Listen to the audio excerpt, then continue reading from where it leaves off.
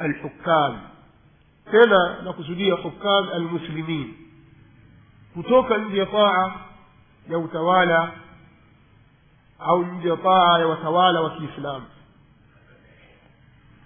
Jambo hili halifai watu wakapanga njama za mapinduzi dhidi ya watawala, ima khuruji ikawa kwa njia ya kupandikiza chuki za kuwachukia hao watawala,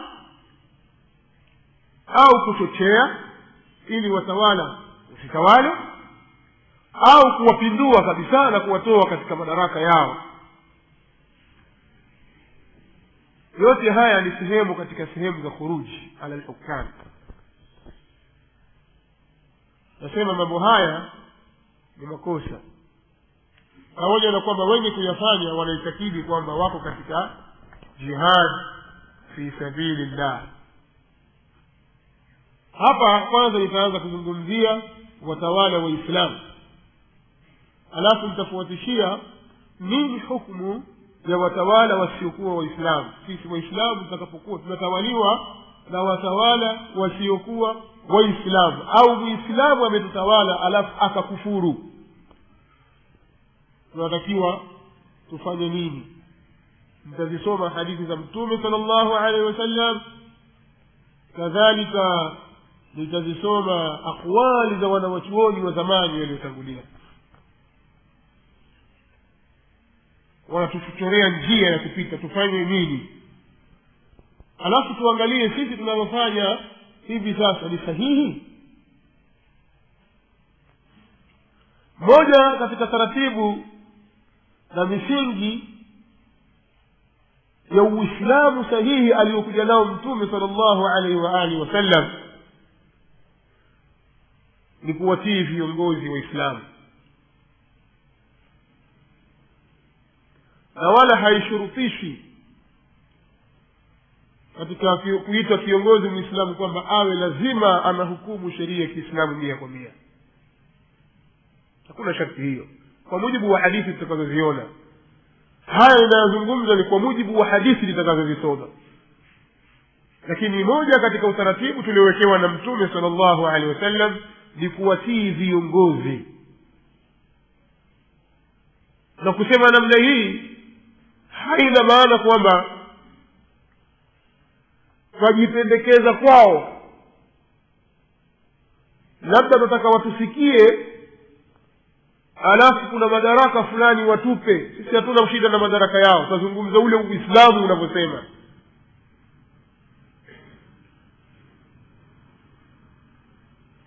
Na kwa kuwa suala hili la kupambana na watawala limeingizwa katika moja ya namna ya jihad, na hao wenye kuyafanya hayo nimelazimika kulizungumza. Kwa hiyo sisi hatutarajii kutoka kwao chochote,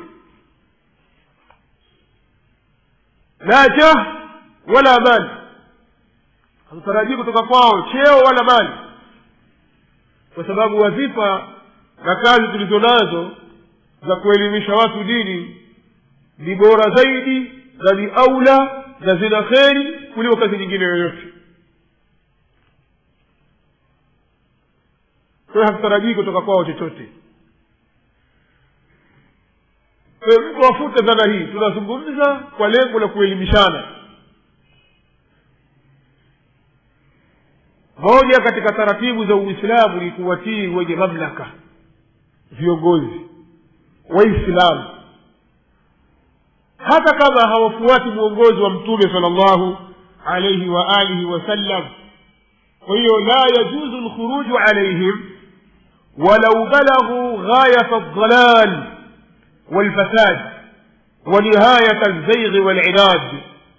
Haitafaa kutoka nje ya taa yao hata kama watafikia mwisho ukomo wa upotevu na ufisadi. walau balagha al-amru ila ad-darbi wa nahbi al-amwal, hata kama jambo litakwenda litafikia mpaka kiwango cha watu kupigwa na kuporwa mali zao, ukaja kiongozi akaja kukupora mali yako bila sababu yoyote, akataifisha mali yako, unaambiwa fanya subra wala usifanye khuruji. Anayasema haya ni nani? Al-Imam Muslim rahimahullahu ta'ala katika kitabu chake, katika sahihi yake, sahihi Muslim, ametaja hadithi kutoka kwa Hudhaifa, sahaba Hudhaifa ibn al-Yamani radiyallahu anhuma. Hudhaifa anasema, niliwahi kusema kumwambia Mtume sallallahu alayhi wasallam, ewe Mtume wa Allah, sisi tulikuwa katika shari, kwa maana tulikuwa katika jahiliya kabla ya Uislamu.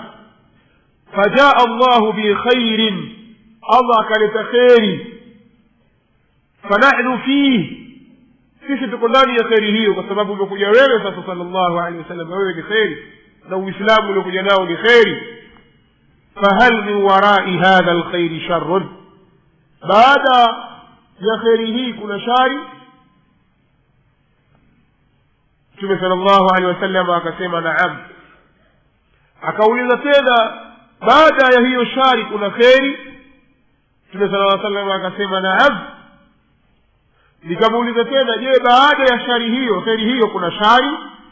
Akasema naam. Nikamuuliza kaifa, vipi? Qala yakunu ba'di, mahali shahid, yakunu ba'di a'immatun لا يهدون بهداي ولا يستنون بسنتي وسيقوم فيهم رجال قلوبهم قلوب الشياطين في جثمان إنس. Mtume sallallahu alaihi wasallam asema shari hiyo ni kwa kuwa watakuja viongozi baada yangu, hawatawaongoza watu kwa muongozo wangu, hawatafuata sunna zangu. Kwa maana ukubali na dini. Ikiwa mtu haongozi watu kwa muongozo wa Mtume sallallahu alaihi wasallam, ni kwamba ikubali na dini, yuko katika shari. Hafuati sunna za Mtume sallallahu alaihi wasallam. Na isitoshe, watasimama kwa wao watu ambao wana nyoyo za mashetani. Qulubu wasayaqumu fihim rijalun qulubuhum qulubu ash-shayatin, watasimama watu nyoyo zao ni nyoyo za mashetani. Fi jismani insin, lakini ziko ndani ya viwiliwili vya wanadamu. Kimwangalie ni binadamu, anavaa suti, akafunga tai, kama una kapendeza, amekuwa mzuri, kaonekana ni muungwana. Sasa huyu afaa kuongoza, aonekana binadamu, lakini kumbe moyo wake ni moyo wa shetani. Bila shaka ni wasifu mbaya kabisa huo. Hudhaifa anasema, nikamwambia Mtume sallallahu alaihi wasallam, kaifa asna'u ya Rasul Allah in adraktu dhalik, nifanye nini, kitu gani nitakufanya ya Rasul Allah nikilidiriki hilo? Mtume sallallahu alaihi wasallam akasema, tasma'u wa tuti'u lil-amir, tasma'u wa tuti'u lil-amir, unatakiwa wewe uwe msikivu, umsikilize na umtii amir, kiongozi huyo. Wa in dhuriba dhaharuka, hata kama mgongo wako utapigwa ukachapwa viboko. Wa ukhidha maluka, na ikachukuliwa mali yako bila sababu yoyote. Fasma wa ati, unatakiwa uwe msikivu na mtiifu. Sikiliza na utii. Hadithi hii katika sahihi Muslim, hadithi nambari 4761. Ndikeni mkaitafute mwangalie kama mje kuisikia. Hadithi nambari 4671,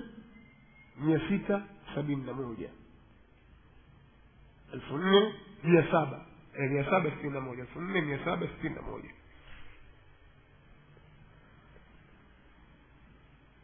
Mara nyingi watu wa batil huwatumia watu wafanye khuruj dhidi ya watawala wao kwa sababu ya mambo haya. Waonevu wanatuonea, viongozi wa fisadi, waiba mali, lazima ondoke.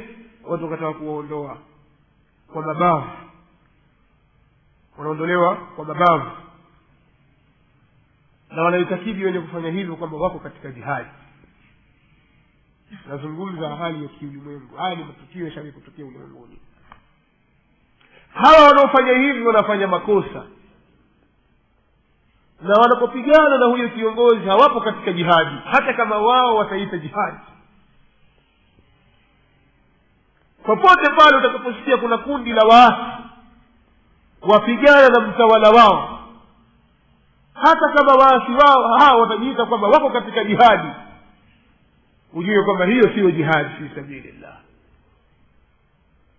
Sasa tuko pamoja, kwa sababu hadithi zinatufundisha tufanye subra.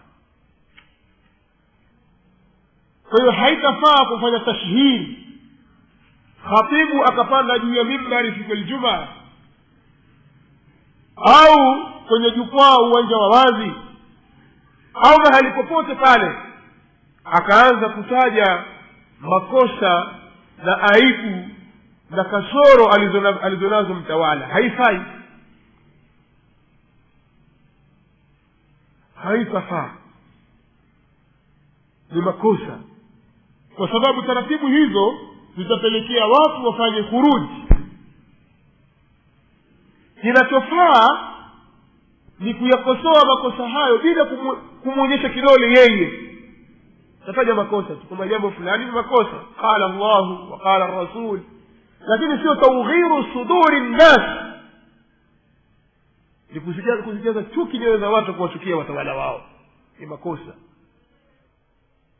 Kinachotakiwa ulikosoe kosa kwa ujumla, au Allah akikupa nafasi sasa umekutana naye uso kwa uso wewe na yeye, pengine una mamlaka hayo, pengine umeitwa Ikulu, haya njooni mwasemaji, sasa hapo kaseme, kwa sababu afdalul jihadi kalimatul haqqi inda sultani jair, والعندية هنا تقتضي المشافهة.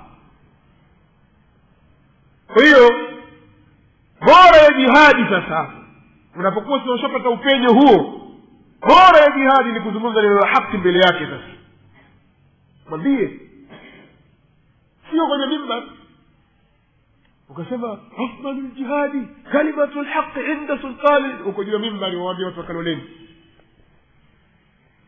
sio sawa, mafhumu ya khata. kama ameingiza taratibu za riba katika mjitama ambao hauna riba, waislamu wanakula riba, watu wanakula riba, kataza riba, kataza riba, kwamba hii si sawa. wanahalalisha kadha au wanaruhusu kadha na vitu kadha na vitu kadha, vikataze vitu hivyo, zungumza kadri ya istitaa yako.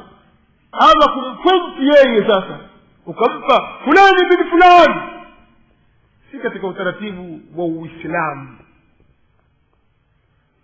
anayedhani kwamba huo ndio utaratibu wa Uislamu atakuwa amekosea.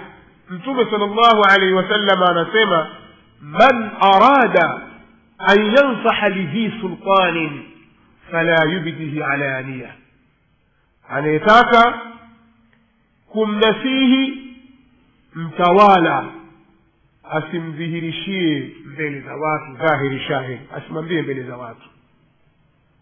man arada an yansaha lidhi sultanin fala yubdihi alaniya, anayetaka kumnasihi mwenye mamlaka, mwenye madaraka, mtawala, asimwambie mbele za watu. waliyakhudh biyadi, au kamate mkono wake, waliyakhlu bih, akaenee faragha.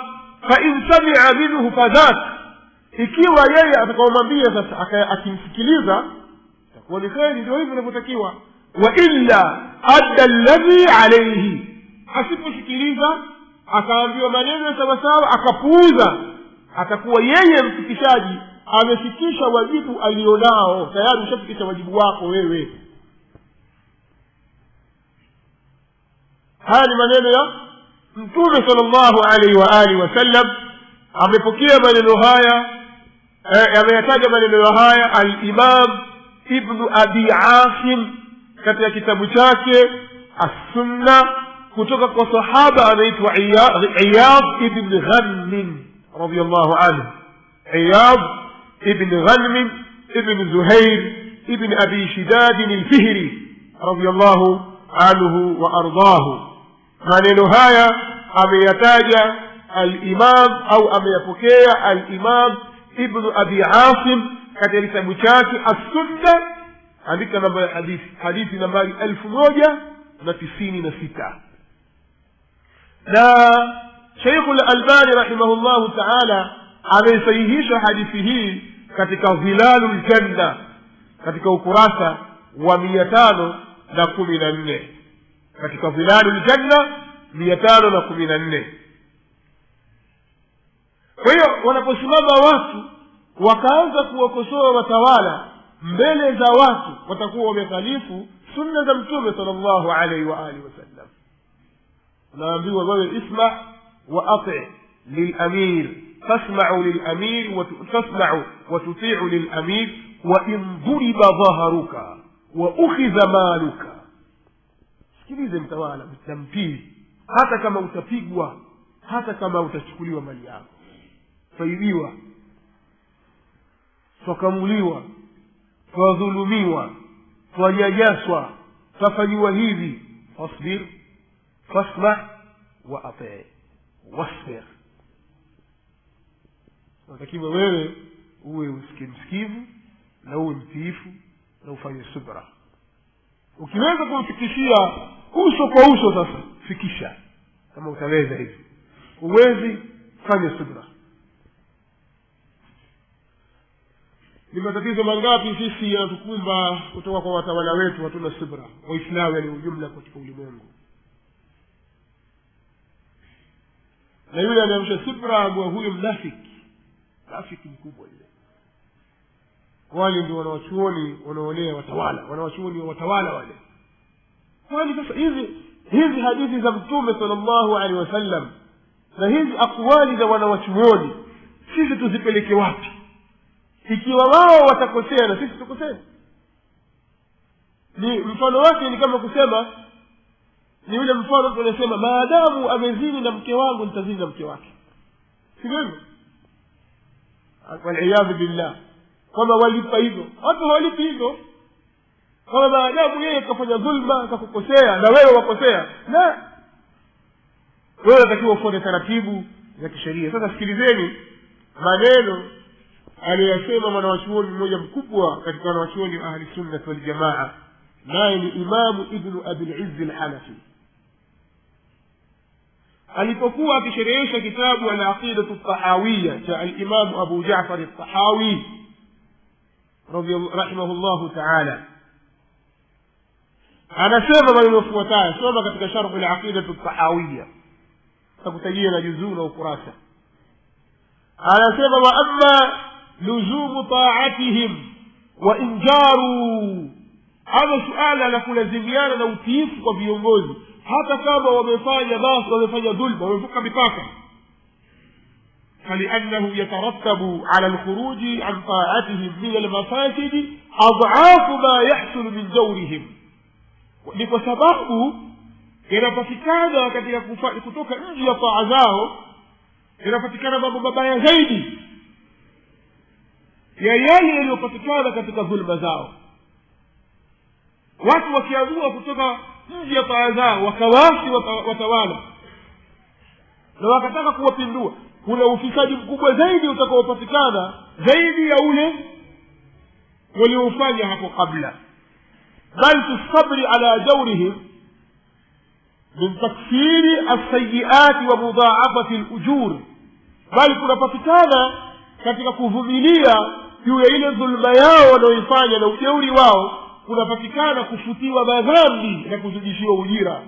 fa inna Allah ta'ala ma sallatahum alayna illa lifasadi a'malina wal jazaa'u min jinsi al-'amal. Imam Ibn Abi al-Izz al-Hanafi rahimahullahu ta'ala anasema fa inna Allah ta'ala ma sallatahum alayna illa lifasadi a'malina, Allah ta'ala hakuwasaliti wao dhidi yetu sisi wakawa wao ndio watawala tena wababe dhidi yetu, isipokuwa ni kutokana na ubaya wa matendo yetu. waljazau min jinsi al-amal. Na siku zote malipo yanatokana na ile jinsi ya amali uliyofanya. Utalipwa kile ulichokitenda. Kwa hiyo mujitaba muovu uliokuwa na shari, ulio na dhulma, mtawala wao atakuwa dhalim. Mujitaba uliojaa ufisadi, mtawala wao atakuwa fisadi. Mujitaba uliojaa ubabe, mtawala wao atakuwa mbabe. Aljazau min jinsi al-amal. Anaendelea anasema فعلينا الاجتهاد في الاستغفار والتوبة وإصلاح العمل. فني واجب كتسيسي kujitahidi katika kuomba msamaha, kufanya istighfar na kufanya tauba na kutengeneza amali zetu. Qala ta'ala wama asabakum min musibatin fabima kasabat aydikum wa ya'fu an kathir. Amesema Allah tabaraka wa taala, na misiba yoyote iliwapateni nyinyi au haukuwapateni nyinyi msiba wowote isipokuwa ni kutokana na yale ambayo yamechumwa na mikono yenu, na Allah anasamehe mengi, wa ya'fu an kathir. Kwa hiyo mtihani wowote unaowapata ni kutokana na yale mnayotenda. Sisi hatukupata na mtihani wowote isipokuwa ni kutokana na matendo yetu tuliyofanya. Kwa hiyo ukiwa huu ni mtihani umetufikia sisi kuwa na watawala wasiokuwa na imani na huruma, wasiojali dini mathalan, sababu yake ni kwamba ni sisi wenyewe tumejifidi katika amali zetu. Anaendelea, hii ni aya katika sura ash-Shura aya 30. Akataja nyingine, qala ta'ala awalamma asabatkum musibatun qad asabtum mithlaiha qultum anna hadha qul huwa min 'indi anfusikum inna Allaha 'ala kulli shay'in qadir. hiyo ni aya ya 65 katika sura Al-Imran. Allah anasema pale ulipokupateni nyinyi msiba, nyinyi mmeshawatia msiba wao mara mbili. Anawakumbusha Waislamu walipoadhibiwa au walipopata na mtihani wa kushindwa na makafiri katika vita vya Uhud, kwamba nyinyi mmepata mtihani katika vita vya Uhud hivi, wameuawa Waislamu 70, lakini na nyinyi mliwatia msiba makafiri mara mbili yake katika vita vya Badr. Katika vita vya Badr nyinyi mliwaua 70 makafiri na mkawateka 70. Kwa hiyo kad asabtum mithlaiha qultum, nyinyi mkasema sasa anna hadha, msiba huu watokea wapi? Haya mambo ya kwenye Badr, haya mambo ya Uhud yaliyotusibu sisi yametoka wapi? Allah anamwambia Mtume sallallahu alayhi wasallam atwambie, qul, sema huwa min indi anfusikum, msiba huo watokana kwenye nafsi zenu. Mliasi pale, mliambiwa msiondoke, lakini waasaitum min ba'di ma arakum ma tuhibbun, mliasi pale baada ya kuwa Allah amekuonyesheni kile mnachokipenda, ndio mkapata mtihani huu. Kwa kosa moja mtihani ndio kama huo. Anasema tena, amesema Allah, ma asaba min hasanatin famin Allah ma asabaka min hasanatin famin Allah وما أصابك من سيئة فمن نفسك وأرسلناك للناس رسولا وكفى بالله شهيدا. في سورة النساء 79. Allah anasema ule uliokupata wewe, yale aliyokupata wewe katika wema, katika mambo mazuri, yatoka kwa Allah. Kama kuna kheri yoyote umeipata, yatoka kwa Allah. Wama bikum min ni'matin famin Allah, hakuna yoyote katika neema isipokuwa yatoka kwa nani? Kwa Allah. Wama asabaka min sayyi'ah, na yale aliyokupata wewe, yaliyokusibu wewe katika maovu, famin nafsik, yatokana na nafsi yako wewe ndio umesababisha. Wa arsalnaka lin-nasi rasula wa kafa billahi shahida. Kadhalika Allah anasema wakadhalika nuwalli ba'd adh-dhalimin ba'dan bima kanu yaksibun, basi kama hivyo tunawatawalisha baadhi ya madhalim juu ya madhalimu wengine kwa sababu ya yale wanayoyachuma. Tunawatawalisha madhalim juu ya madhalimu wenzao. wakadhalika nuwalli ba'd adh-dhalimina ba'da bima kanu yaksibun, kama hivyo inavyokuwa ndivyo inavyokuwa tunawatawalisha baadhi ya madhalimu juu ya madhalimu wengine, juu ya baadhi ya madhalimu kwa sababu ya yale waliokuwa wakiyachuma. Suratul An'am aya ya 149. anamalizia al-Imam Ibn Abi al-Izz al-Hanafi kwa kutupa ushauri, anasema fa idha arada ar-ra'iyatu an yatakhallasu min dhulmi al-amir adh-dhalim falyatruku adh-dhulma. Raia wakitaka kujinasua, wakitaka kujikomboa kutoka kwenye mikono, kutoka kwenye dhulma ya amiri mtawala aliyedhalim, waache dhulma wao kwanza, wao wenyewe kwanza waache dhulma. Kwa hiyo usipige kelele tudhulumiwa, ina maana kwamba sisi kuna dhulma tumeifanya. Lakini mtu anaweza kusema kama ni dhulma, makafiri wanafanya dhulma sana, sio? Ukiangalia nchi za Europe huko, Amerika ya Kusini, Amerika yenyewe, watu wanafanya dhulma kabisa, wanafanya uasi, wana maasi Allah tabaraka wa taala, lakini mbona ndio wanazidi mbele? Umesahau wewe kwamba wale makufar Allah tabaraka wa taala anasema kwamba sanastadrijuhum min haythu la ya'lamun wa umli lahum inna kaydi matin.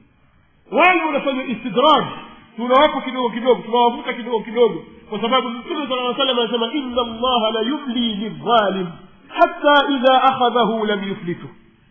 Allah huwa anampa muda dhalim kafir, umpa tu fanya maasi, anamzidishia tu, tukija tukimkamata hatamwachia.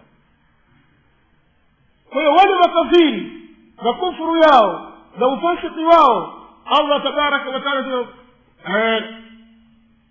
sanastadrijuhum min haythu la ya'lamun, sisi tunawavuta kidogo kidogo, tunawapa tu, fanya hivi tuwapa, tuongezee. Wajiona wao ndio wajanja. Ama Waislamu, Allah tabaraka wa taala anawapatiliza hapa hapa duniani kabla ya akhera. Kosa moja adhabu yake utaiona, kama alivyofanya Waislamu katika Uhud. Kwa hiyo ndio tofauti iliyopo. Kwa hiyo hali tunayoiona sisi katika maisha yetu na vitu tunayoiona ni kwamba sisi tuna dhulma tunazozifanya, kuna matatizo tuko nayo, lakini hatutaki kuyajua ni matatizo gani. Hatutaki kuambiwa. Sasa tuache hivyo, tupambane tu, na mapambano hayo hayataleta tija yoyote. Kwanza ni kwenda kinyume na mafundisho ya Mtume sallallahu alaihi wa alihi wasallam, ili hakuna nusra itakayokuja. Kwa hiyo katika mambo yanayopewa sura ya jihadi ni masala ya watu kupambana na watawala, kupambana nao kwa silaha au kupambana nao kwa maneno. Watu wa sampuli hii wanaitwa khawarij, wale ambao daidani yao na mwenendo wao wanaposimama kwenye durusi zao, kwenye mihadhara yao, kwenye hutuba zao ni shutuma dhidi ya watawala, wanaitwa khawarij. Wametoka katika msingi wa sunna. Wale wanaoingia wakapambana ni makhawarij kwa wenyewe, na hawa wanaokaa wakashawishi na wakachochea wanaitwa qaadiyya. Khawarij hawa ni kundi la qaadiyya, ni watu ambao wao wamejificha, wamekaa, lakini wanafanya uchochezi, na haya ni makundi yalikuwepo hapo zamani. Na hawa qaadiyya ni shar, ni waovu zaidi kuliko wale wenye kupambana. Na haya yana maelezo mengi sana tangu hapo zamani, tangu enzi za maimamu.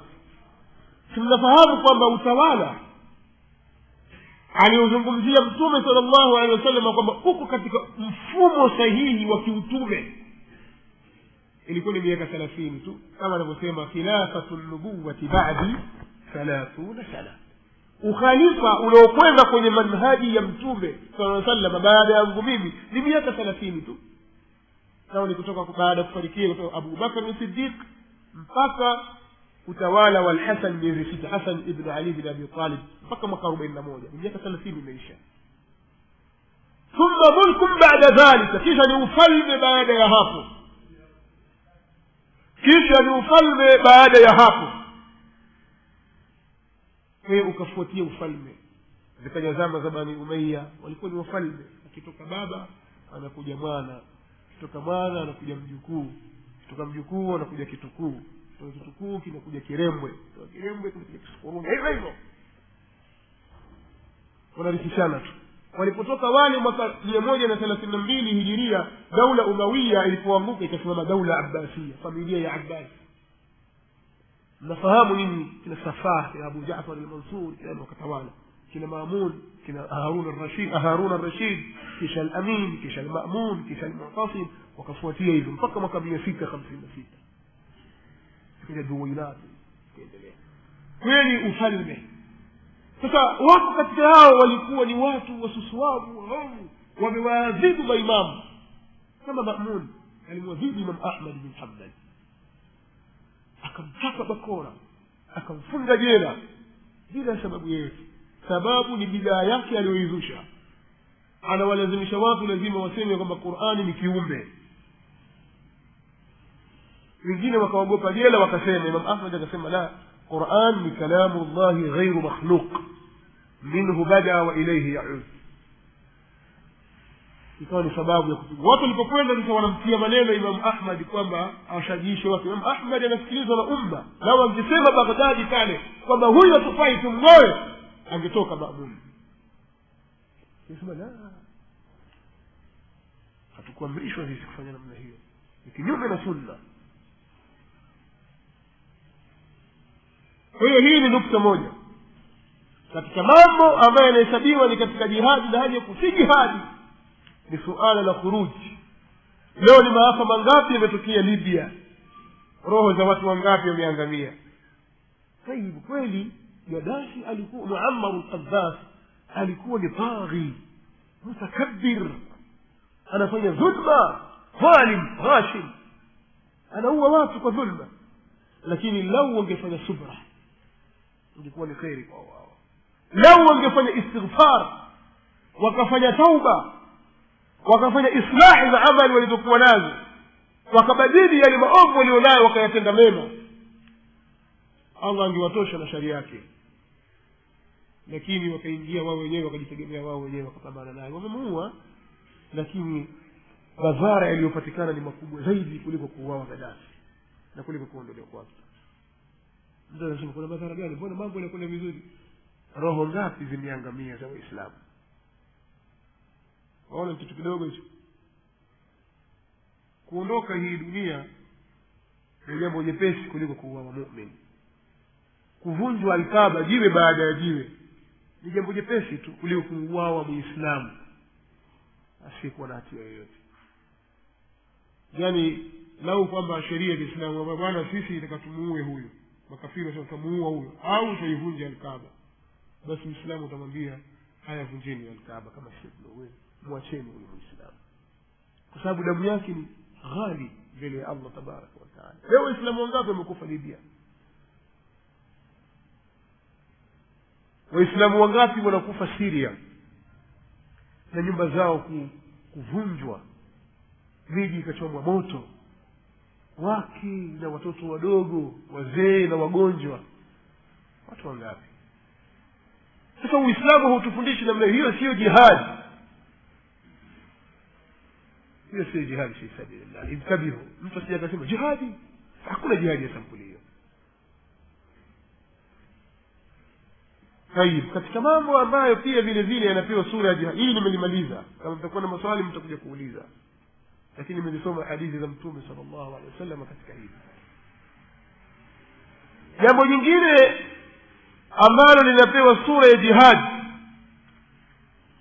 tayib, afwan, kabla sijafika mbele, hao ndio watawala mathalan ni Waislamu. Je, akiwa anatutawala sisi si Muislamu, kama ni kafir wa kuzaliwa au ameritadi baada ya kutawala, inakuwaje habari yake?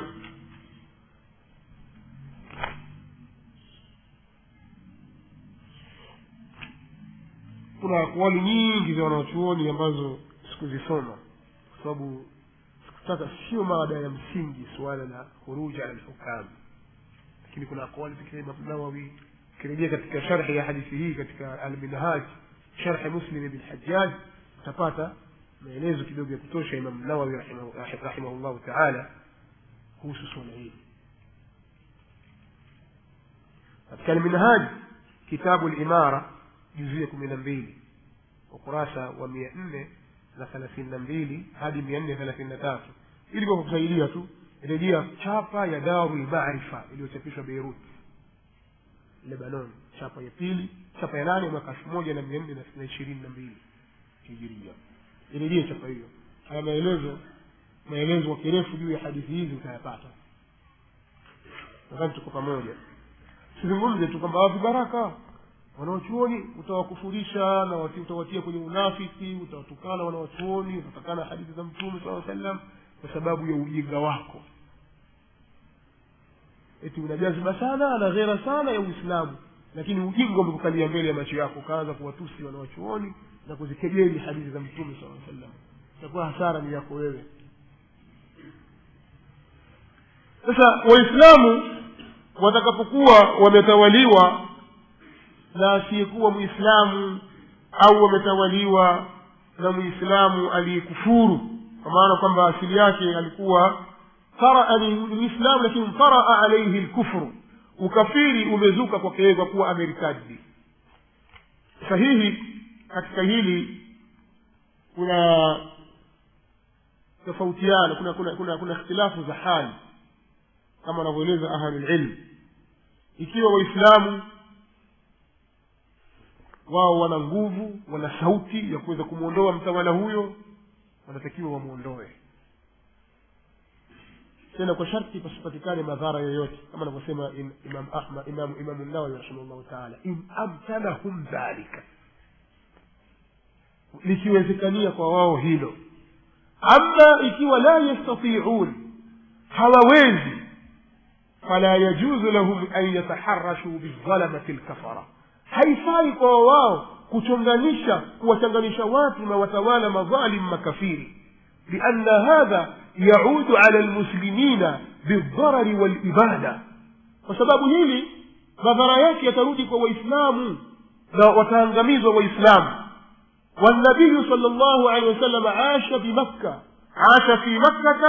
13 سنة بعد البعثة. Mtume صلى الله عليه وسلم aliishi miaka 13 baada ya kupewa utume akiwa yuko Makka.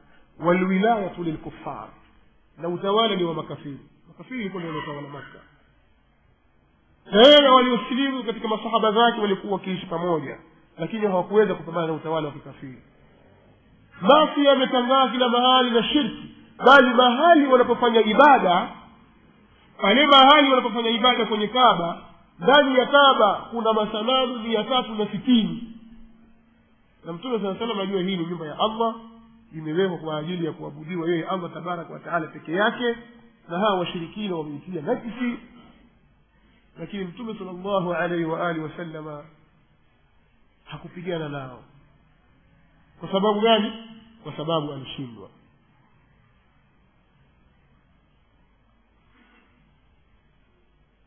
Kwa sababu walishindwa kufanya hivyo.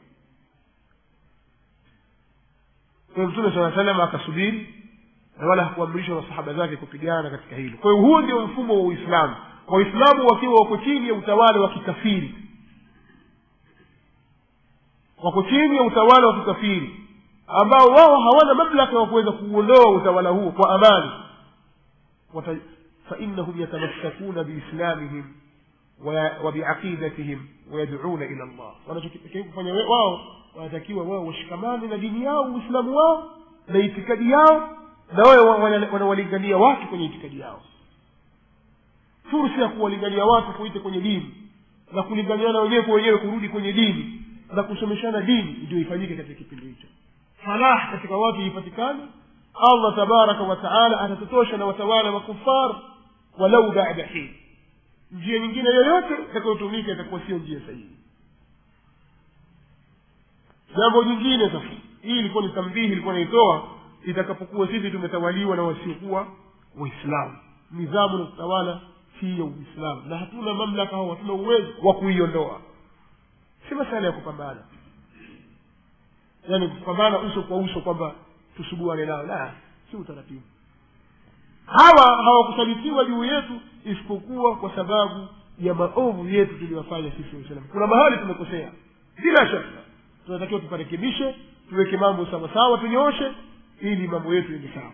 Kinyume cha hivyo itakuwa dhulma hiyo haiondoki.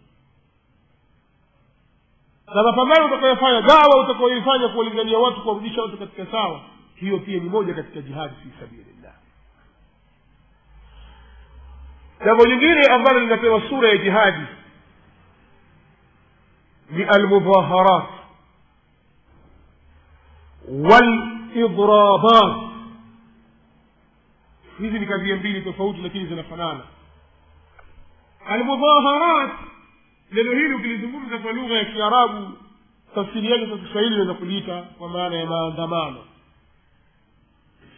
na alidrabat kwa Kiswahili kusema migomo.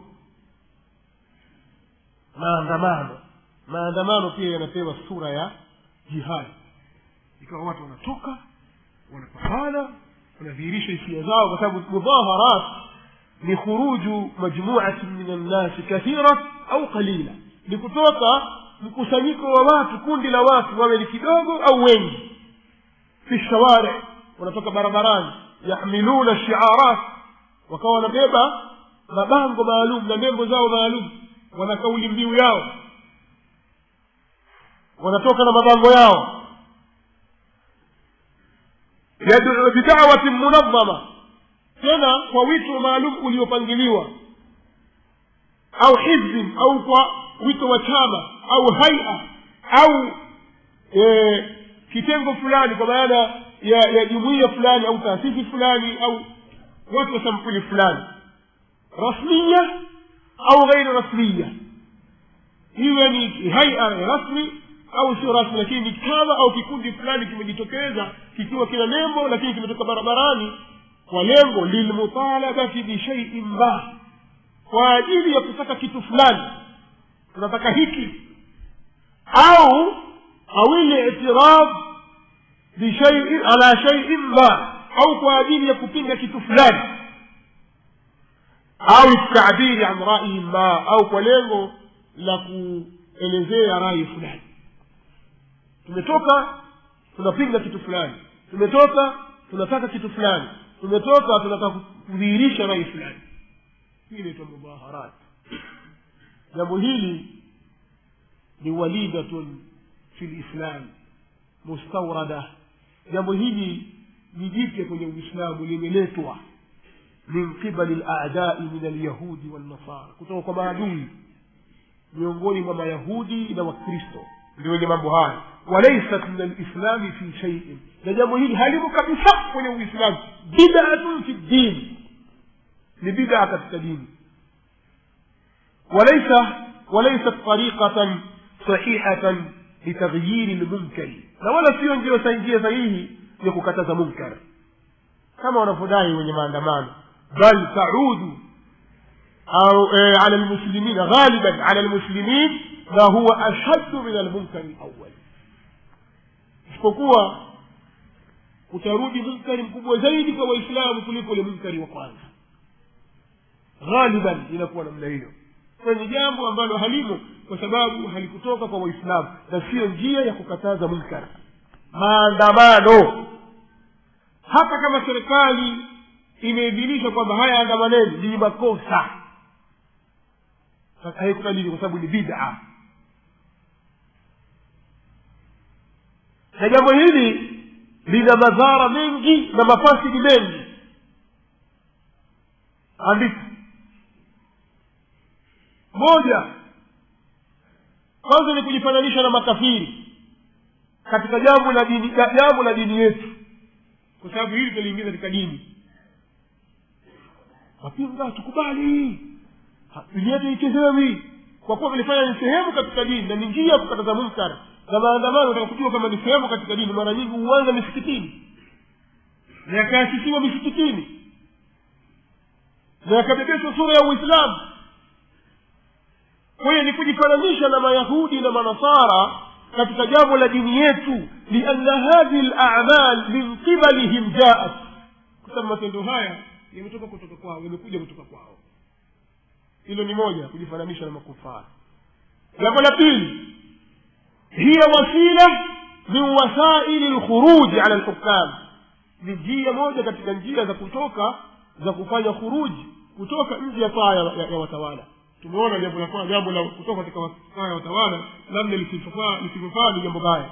Kisha moja katika taratibu zenye kupelekea huko ni maandamano.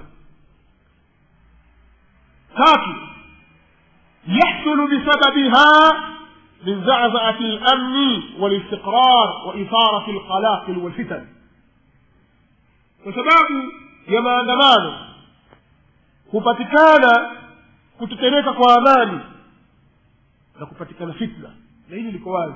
Amani hutetereka ghaliban, mara nyingi inakuwa namna hiyo, na nyinyi mnashuhudia katika mji huu wa Arusha, mnashuhudia hayo. jambo lingine, yahsulu fi kathirin minha alikhtilafu baina arrijali wannisa, namna hilo hupatikana katika mara nyingi katika mambo hayo mchanganyiko baina ya wanawake na wanaume. Ikhtilaf kwa tazuia, sasa wanawake kwao wanaume kwao hawaelewi, mchanganyiko tu tunakwenda. يحصل بسببها في كثير من الأحيان من مصادمات بين المتظاهرين وبين رجال الأمن والشرطة يروح ضحيتها الكثير من المسلمين أو من الطرفين. hupatikana kwa sababu yake, mara nyingi hupatikana kwa sababu ya maandamano, mgongano baina ya waandamanaji na askari, na hatima yake watu wengi wanapoteza roho zao katika pande zote mbili. Ukisikia askari wameuawa na huku ukisikia mara nyingine raia wameuawa kwenye kuandamana. sababu nini?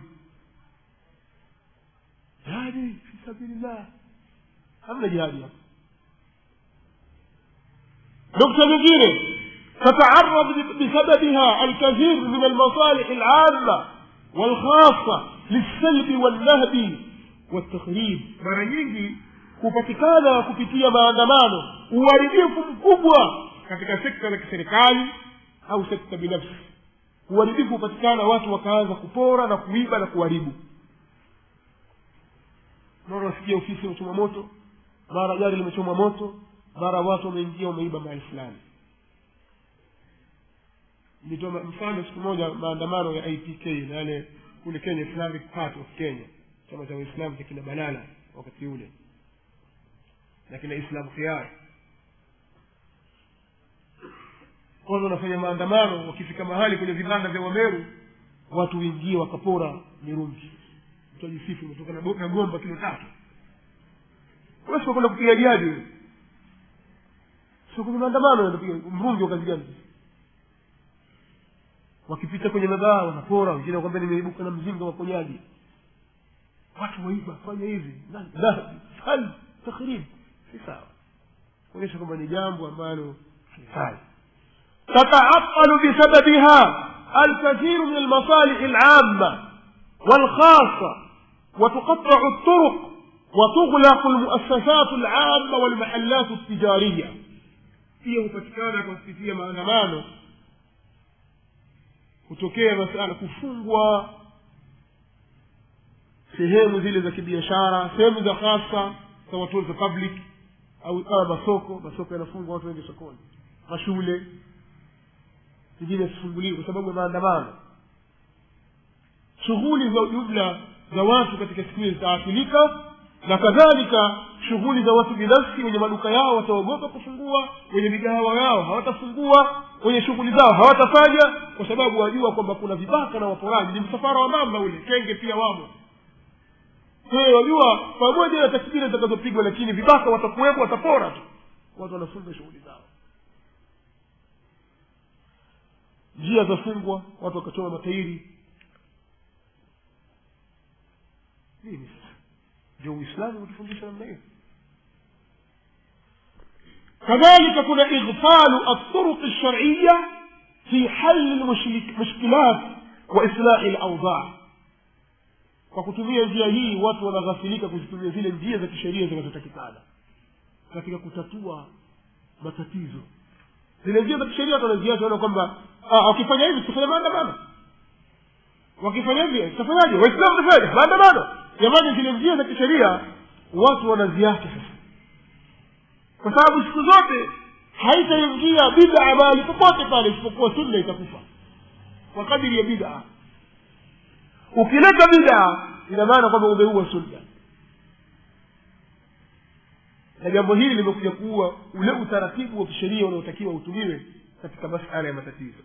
Na watu wenye wakaitakidi wako katika jihadi fi sabilillah. kadhalika nukta nyingine, i'ta'u a'da'i al-islam ad-dhara'i litadakhuli fi biladi al-muslimin, ni kuwapa makafiri tena fursa ya kuingilia kwenye miji ya Waislamu. Wafanya mambo yenu ndani, waandamana, mmekusana, wasikia Umoja wa Mataifa waambiwa mara wanajeshi wameingia, wanakuja kutengeneza, lakini lengo lao ni kutaka kupora mali za watu na kufanya upelelezi na kufanya hiki na hiki. Na haya yametokea Libya, yametokea nchi nyingi, lakini moja ni Libya.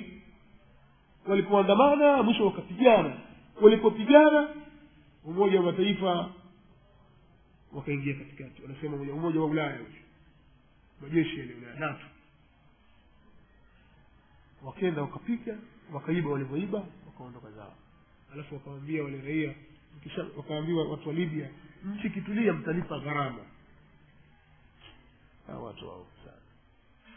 Lakini nani kawaleta hawa? Sisi Waislamu wenyewe tulikuwa nayo, tumepigana kwa kutumia njia ambayo si ya kisheria.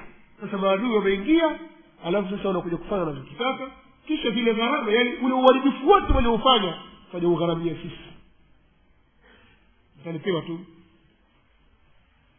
karatasi ya bili yetu hiyo, sisi tulitumia katika vita hivi bilioni 600, kwa hiyo serikali yenu ikikaa sawa mtutulipa, na riba iko. Hiyo mkichelewa riba inakwenda mbele.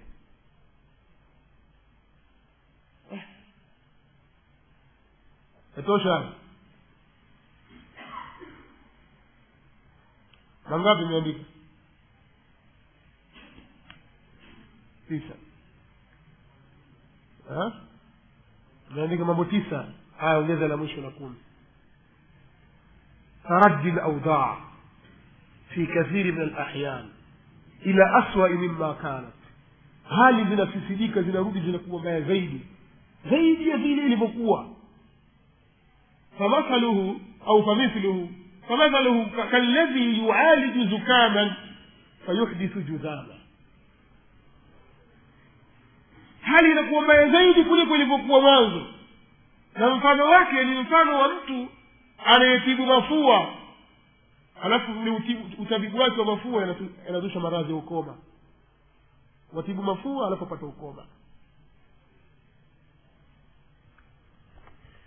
Ni jambo lisilofaa. Lakini wale jambo hili wenyewe ukiwaambia halifai, wakwambia katika Uislamu lipo hili, wanakutolea habari na visa mbalimbali za uongo. Na mmoja katika visa hivyo wanaelezea kisa kinachotajwa cha kusilimu Umar. Imepokewa kwamba eti Umar radhiallahu anhu siku aliposilimu aliuliza yuko wapi Mtume sallallahu alaihi wasallam, akaambiwa kwamba yuko katika Darul Arqam ibn Abi Arqam. Asema nikaenda mpaka katika Darul Arqam na nikamkuta Hamza na Mtume sallallahu alaihi wasallam alikuwa yuko ndani. Nikagonga mlango, watu wakakusanyika, walikuwa wamekaa katika sehemu ile. Basi akaenda kwa Mtume sallallahu alaihi wasallam akamwambia, Rasulullah, kwani sisi hatuko katika haki? Ni baada ya kushahadia na vinginevyo, kwani sisi hatuko katika haki? Akamwambia bala. Je, tukiuawa yani tuko katika haki, tuko hai au tumekufa? Tunasema kwa nini kwenye haki, na mkifa nyinyi takufa katika haki. Sasa kama kwa nini tujificha? Sasa mjificha huko ndani, tutokeni. Kwa hiyo anasema Umar akawatoa watu ndani kwenye Darul Arqam bin Abi Arqam, wakapanga safu ikawa upande wa kulia iko yeye, upande wa kushoto iko Hamza na watu wengine wako nyuma, wakaanza kuandamana kutoka Darul Arqam ibn Abi Arqam mpaka katika Baitullah al-Atiq kwenye Kaaba. Qul jaa al-haq zahaqa al-batil inna al-batil kana zahuqa. Wanakwenda mfano tu, sio kama walisema maneno haya, wakawa wanakwenda wanaongozana. Kweli asili ya kwamba maandamano yafaa. Haya ni maneno wanayosema baadhi hao mashekhe wenye kuhalalisha bid'a hii, lakini haya ni matatizo ya watu kuitakidi kwanza alafu atafuta dalili. Anaitakidi jambo, anajenga msimamo alafu anatafuta dalili. Leta dalili, ataanza kutafuta kwenye Qur'ani. Aya hii hapa, hii itakuwa inahusu tu hapo. Tafuta haya, ukiamba hii sio sio, lakini kwa mwingine wewe nitakutafutia, tafuta kwa unga.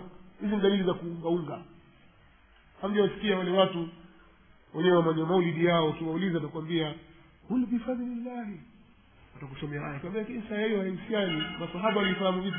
Kama hiyo haitoshi, sura Maryam kuna kisa kama zazi uzao, mbona Mtume sallallahu alaihi wasallam akusoma wala masahaba zake haina shida, atakutajia nyingine masamba fil Islam. Sasa dalili yenu kwanza ni ipi? Kwa sababu tuulize wewe dalili ya swala utataja aya, utataja hadithi. Sasa tuambie dalili yenu nini ni ipi?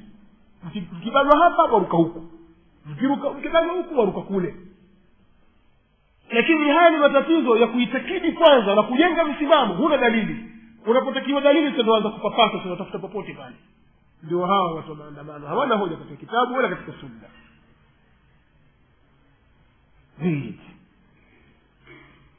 Na jambo hili ni jambo baya, halifai. Kwa hiyo Waislamu wanatakiwa kujiepusha nayo. Miongoni mwa mambo hili ni jambo la pili.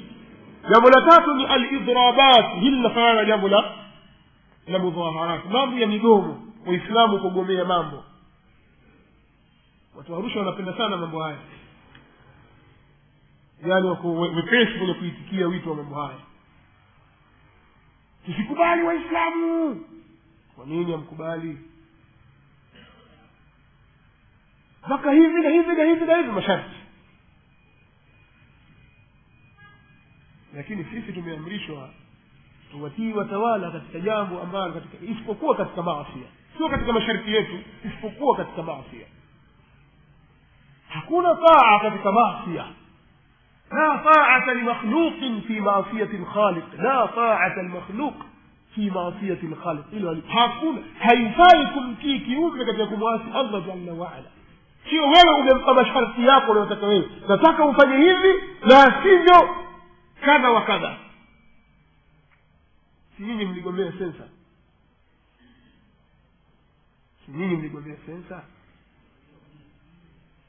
Kwa nini? Kwa sababu kwamba lazima tujue sisi tuko wangapi.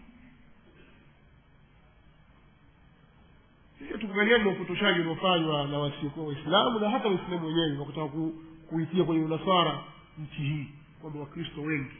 Sisi tuitakidi Waislamu wengi. Wao wakisema Wakristo wengi, sisi tunasema Waislamu wengi. Tena sisi tuko wengi kweli, kwa ushahidi wa kuangalia tu hivi tuko wengi. Lakini hatuwezi kuishirikisha serikali kwamba lazima ifanye hivi. Lazima. Hatuna mamlaka hayo. Ulazima wote tumeutoa wapi sisi? Hatusome hadithi za Mtume sallallahu alaihi wasallam. Alafu mkajitie tu mafunga. Kuna saumu ya mgomo ya sensa. Alafu mwakaitikafu. Mwazitoa wapi hizi? Alafu wale mashaikh watu wa ajabu kabisa. Wallahi watu wa ajabu, si masala kucheka. Mtu anafanya istidlali, akwambia mkiwa na jambo lenu mkifunga bwana, dua ndio inakubaliwa hapa. Watu wanazusha saumu. Saumu ni ibada. Watu hawaruhusiwi kuzusha katika ibada. Lakini watu wa Arusha sio nyote tu. Baadhi yenu, wengi wenu vijana na wazee mmefunga kwa ajili ya sensa. Tena wengine watu wa sunna. Wewe mtu wa sunna vipi? Hebu tupeni mfano mmoja tu wa mudhayaqa aliyofanywa Mtume sallallahu alaihi wasallama, yeye akafanya mgomo. Na baada ya kufanya mgomo alafu akafunga au akakaa itikafu kwa sababu hiyo. Siku hizi kumekuwa na bid'a hii, mara nyingi tutakaa itikafu mpaka viongozi wanaogopa. wametusomea itikafu. Itikafu ni kama ni kisomo fulani hivi. Yaani watu wametoka kwenye ahli badri, sasa wanakuja kwenye itikafu. Tutamfanya itikafu sisi mara moja basi bwana yaishe. Sasa huu uzushi tutakwenda nao sisi mpaka lini? Ndio namkumbuka shekhe mmoja zamani alikuwa amerekodiwa, ni mtu wa hamasa na nini. Nilikuwa nikimsikiliza, nilikuwa nikiswali kwenye msikiti huo. Sitautaja msikiti wala sitataja shekhe gani. Nasema tu sababu ni mfano. Siku moja msikitini pale siku ya Ijumaa, baada ya khutba, baada ya swala akasimama. Huo mwenyewe akianza kusimama anasema innahu min Sulaiman, innahu min Sulaiman wa innahu bismillahir rahmanir rahim. Akazungumza, kisha waambia Waislamu uwezo tunao, tusiogope makafiri, uwezo tunao. Kuna sura hiyo, sura ya 58 katika aya 53, ukisoma hiyo usiku wa saa 8 mara 1444 unaweza kumtia mtu kichaa, ukamtia kiharusi, ukamtia hivi, ukamtia hivi. Yeye laysa laha min dunillahi kashifa, laysa laha watatia min dunillahi kashifa. Ni uwezo, si uwezo, watu uwezo. Kumafundisha uganga msikitini kwamba ni uwezo pia unaotusitishike sisi tusome hizo, tunawakongota tu. Alafu kuna ingine burda. kuna kisa katika maulidi, katika hizi barzanji wana madihi pale kwa burda ya Al-Busiri. Yaza min tadhakkuri jirani bi salamin mazajta jam'an jara min muqlatin bidami سرى طيف وكأن بقى سرى طيف من أهوى فأرقني والحب يعترض اللذات بالألم. hivi nakwenda sasa mpaka mwisho wake. Asema hivi, hiyo burda ukiisoma kwa muda wa siku 7 usiku wa saa 8, ukitaka mali, ukitaka cheo, ukitaka mwanamke unampata. Msome. Ni uwezo. Kwa hiyo tunakwenda kwa sampuli namna hii. Alafu Waislamu tukie uwezo.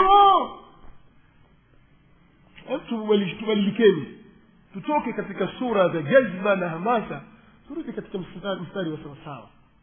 Tutakwenda namna hii mpaka lini? Hawa mashekhe watatuchezea hivi mpaka lini? Yote ni kwa sababu hatutaki kusoma. Hawa mashekhe sasa kwa hii dini hii ya mashekhe hawapa watu shekhe bure tu bwana. Someni, kila mmoja asome kwenye dini yake kwa kiasi ambacho hadanganywi. Si lazima uwe shekhe. Soma kwa kiasi ambacho hutadanganywa katika dini yako. Kwa hiyo katika vitu visivyofaa miongoni mwa hivyo ni migomo. Kuna wengine ugomea chakula, sio mimi sili. Ukifa umekufa umejiua. Na madhara yote utakayokupata utabeba lawama lako mbele ya Allah tabaraka wa taala. Jambo lingine katika mambo ambayo si jambo la idharabati, huwa linachanganywa pamoja na mudhaharati hukumu zake. Na fatawa ziko nyingi sana za ahli ilmu. Jambo jingine katika mambo ambayo yanapewa sura ya jihadi ambayo sio katika jihadi ni at-tafjirat wal-ightiyalat wa qatl al-abriya. Milipuko inayofanywa na baadhi ya Waislamu mpaka makafiri wakaitumia kwamba hiyo ndio njia. Sasa wakitaka kuwadhalilisha Waislamu wanapanga njama, wanafanya wao wanapowasingizia Waislamu. Lakini asili ya mambo haya katika zama hizi yatokana na baadhi ya Waislamu na baadhi ya vikundi vyenye mrengo wa takfiri kama vile Al-Qaida, kama kikundi cha Al-Qaida na vingineo. Wao hufanya mambo haya, mashambulizi ya milipuko, ima kwa kutega mabomu katika sehemu za watu, sehemu za makazi ya watu, au kwa kuvaa mabomu wao wakajipatika katikati ya watu, au kwa kuweka mabomu katika vipando kama vile katika magari, ndege, treni na sehemu nyinginezo, kama walivyomuua Butu kule Pakistan, kama matukio yanayotokea Iraq, tafjirati zinazotokea. Tusikia wamekufa Wamarekani 2 na Wairaki 10. Hawajali wao bomu la kujitoa muhanga, mara Afghanistan, mara wasikia wapi, mara Somalia, mara Europe. Kwa hiyo vitu kama hivi vinaitwa ni moja katika sura za jihad, na si katika jihad. Baadhi ya wanawachuoni wanalizungumzia jambo hili, wale waliojihusisha jambo hili, baadhi yao wanasema hili litakapokuwa kwenye safu ya vita, kweli watu wa Uislamu na jeshi lao na makafiri wanapigana, anaweza kutumwa mmoja katika Uislamu, tena kwa idhini ya yule kamanda wake Muislamu, ima kwa ajili ya kufungua ngome au kumkomboa Muislamu au vinginevyo. Baadhi ya wanawachuoni, wengine wamepiga moja kwa moja. Ukimsoma Sheikh Ibn Uthaymeen rahimahullah ta'ala katika sharhi ya Riyadhus Salihin, sharhi ya hadithi ya Ghulam, qissatul Ghulam, amesharhisha vizuri sana maneno haya. Sasa vitendo hivi vinakithiri na vinafanyika, na athari yake inarudi kwa Uislamu. Mimi na saa zangu, kama kuna Waislamu wana fikra hizo, basi waache, wasifanye namna hiyo. Usije ukadanganyika kwamba hiyo ni moja katika sampuli za jihad. Sheikh Ibn Uthaymeen katika maelezo yake kwamba afanye hivyo akajiua, atakwenda motoni, kwa sababu ameiua nafsi yake. Katika sura hizi zinazofanyika, kwa mfano hapa Tanzania iliwahi kutokea, ukalipuliwa ubalozi wa Marekani, Kenya halikadhalika, Uganda, bali wengine mathalan kule Saudia iliwahi kutokea baadhi ya watu wakalipua katika al-Mujamma' as-Sakani. Majengo hizi apartment sasa majengo, kunaishi watu raia wa kawaida, na pia vile vile jirani wanaishi. Riyadh ilikuwa ni Riyadh, kuna Riyadh na kuna nyingine ya Khubar kule Saudia. Kuna raia wengine wa kigeni wa Jerumani, wazungu wanakuja. Basi kwa sababu ya wale wazungu wanaokaa katika nyumba ile, mtu akaenda akatega bomu, akaingiza kwenye gari ikaingia ikalipuka ile bomu. Jengo zima ile apartment, watu wote wale wamule ndani walikufa, Waislamu na wasiokuwa Waislamu. Sasa nani kasema habari hii?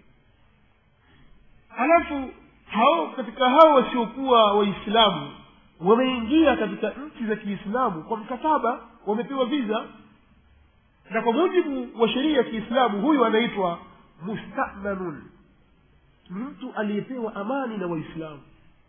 Kwa mfano dola ya Kiislamu inaweza ikaishi na watu wasiokuwa Waislamu, kila akawa huyu aliyekuja ameingia kwa mkataba kwa kuwa ni daktari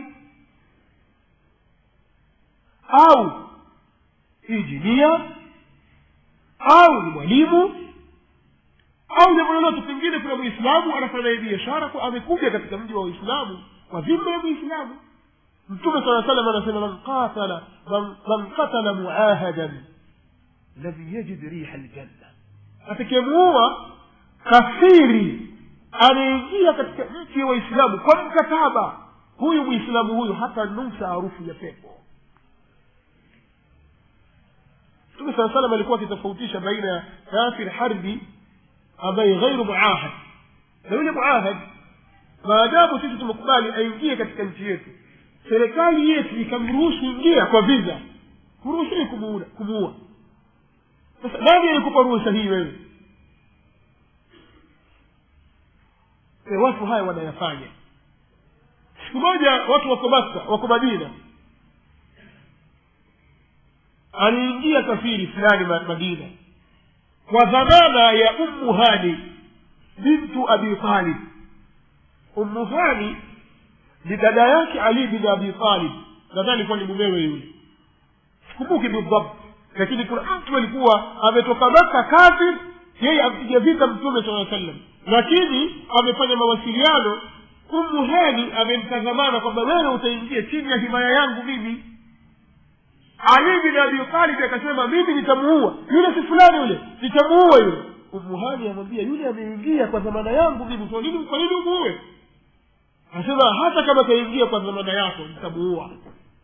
Ummu Hani akaenda kwa Mtume sallallahu alaihi wasallam ya Rasulullah, Ali anadai kwamba atamuua mtu fulani ambaye ameingia kwa dhima yangu. Mtume sallallahu alaihi wasallam anamwambia Ali bin Abi Talib, anamwambia Ummu Hani, qad ajarna man ajarti ya Ummu Hani, qad ajarna man ajarti ya Ummu Hani, sisi tumempa amani yule uliyempa amani wewe aingie kwa amani katika nchi. Ewe Ummu Hani, Ali hawezi kumuua.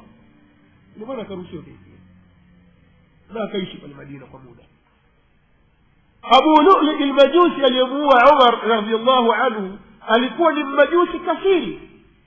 Abdurrahman bin Auf alimuingiza Madina kwa sababu alikuwa ni mtu haddad, ni mfua vyuma. Kwa alimuingiza kwa dhamana yake na akawa anaishi pale Madina. Sasa ndio maana Allah tabaraka wa taala asema, wa in ahadun min al-mushrikeen istajaraka fa'jirhu hatta yasma'a kalam Allah thumma ablighuhu ma'mala. Yeyote katika washirikina akikuomba nusura ya kuingia kwako, mpe nusura hiyo ili akatikiasikia maneno ya Allah tabaraka wa taala. Akimaliza mkataba wake na shughuli yake, mfikishe mahali pake pa amani, hakikisha anaondoka salama katika himaya yako, anakwenda zake. Huo ndio utaratibu wa Kiislamu. Sasa watu kufanya matukio kama hayo, kwamba huyu Yahudi kaingia huku huwa, yule kadha huwa, huyu Marekani huwa, sio ushujaa kwamba wewe ni shujaa sana na wapenda sana dini. Wewe hujui dini, unakwenda kinyume na dini. Na tuzungumza haya si kwa sababu tuwapenda wao sana, kwamba tuwapenda makafiri. La, tuzungumza haya kwa sababu ndio dini yetu inavyotufunza. Hatuna khiana sisi. Ikiwa yeye ameingia kwa amani na kwa mkataba wa amani, hairuhusiwi kumuua. Na ukimuua hutaunusa harufu ya pepo, kwa maneno ya Mtume sallallahu alaihi wasallam. Sasa kwa nini tunafanya namna hiyo? Kwa hiyo matukio kama haya watu wengine huyashabikia, wakaona ni ushujaa wa hali ya juu. Kama msikia kitu hicho kimeunguruma ndani ya yeye, washabikia nini? Wewe hujui mambo na hatima yake itakapokwenda, hujui hasara gani itakayopatikana. Na huu ni uchonganishi, ndio tahrishi. Majengo mawili Septemba 11 ile, majengo mawili WTC yaliyolipuliwa kule New York, yakanasikishwa kwamba waliofanya vile ni Waislamu, na baadhi ya vikundi vya Kiislamu vikakiri kwamba ni sisi tuhusika. Lakini wenyewe wanasema kiutafiti, baadhi yao wanasema hata Waislamu hawahusiki. Lakini kuna baadhi ya makundi wanasema tuhusika, wengine wanasema hatuhusiki, lakini tunasema hiyo kiboko hiyo, kaunga mkono hiyo, wakaunga mkono hiyo. Kwa majengo mawili wakavunja nchi mbili, vuruga kabisa, Afghanistan na Iraq. Majengo mawili. Kwa nini? Kwa sababu ya uchochezi. Makafiri au shetani alivyo, ibilisi alivyo, shetani katika kawaida zake yeye, tangu enzi hizo za Mtume sallallahu alaihi wa alihi wasallam, huwa anachonganisha baina ya Waislamu ambao anawaona kwa wakati fulani ni madhaifu na makafiri wenye nguvu, ili Waislamu waangamize. Ndio tabia ya ibilisi. Na haya yana mfano, na mfano wenyewe ameutaja al-Imam Ahmad rahimahullahu ta'ala katika al-Musnad, katika kisa cha Ubay ibn Ka'b, katika kisa cha Ka'b ibn Malik, si Ubay ibn Ka'b, Ka'b ibn Malik. Ka'b ibn Malik alikuwa ni mmoja katika nuqaba al-Ansar, ni mmoja katika watu ambao walihudhuria katika bai'a inda al-Aqaba, wakati watu wa Madina wanafunga mkataba na Mtume sallallahu alaihi wasallam kwamba Mtume sallallahu alaihi wasallam atahamia Madina.